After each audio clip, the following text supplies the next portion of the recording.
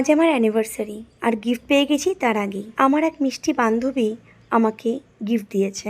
আপনাদেরকে আমি আগেও বলেছি আমার জীবনে এমন কিছু বন্ধু আছে যারা আমার কাছে খুবই স্পেশাল, এবং সেই স্পেশাল বন্ধুদের মধ্যে এক আর অন্যতম হলো কি প্রিয়া। প্রিয়ার সঙ্গে আমার কয়েক বছরের সম্পর্ক, কিন্তু দেখে মনে হয় অনেক বছর ধরে হয়তো ওকে আমি চিনি বা ও আমাকে চেনে। আমার যে স্পেশাল বন্ধুগুলো আছে তারা কিন্তু আমাকে ভালোবাসে আমার মতন করেই। বন্ধুত্বের মধ্যে তো বড় ছোট হয় না, আর বন্ধুত্বের মধ্যে স্বার্থও থাকে না লুকিয়ে। যারা স্বার্থ নিয়ে যারা তারা কখনো বন্ধু হতে পারে না, এটা আমি আগের একটা ভিডিওতে বলেছিলাম। আমার এই মিষ্টি বান্ধবীটা জানে কিন্তু আমার পছন্দ অপছন্দটা, তাই ও জানে যে আমি কি রং ভালোবাসি, তো সেই রং অনুযায়ী কিন্তু ও আমাকে একটা সুন্দর স্টোল দিয়েছে। স্টোলটা কিন্তু আমার ভীষণ পছন্দ হয়েছে। শুধু আমার নয়, আমার বাড়ির প্রত্যেকেরই কিন্তু স্টোলটা ভীষণ পছন্দ হয়েছে। সামনে যেহেতু অনেকগুলো অকেশন আছে, তখনই আমি এই স্টোলটাকে ব্যবহার করব।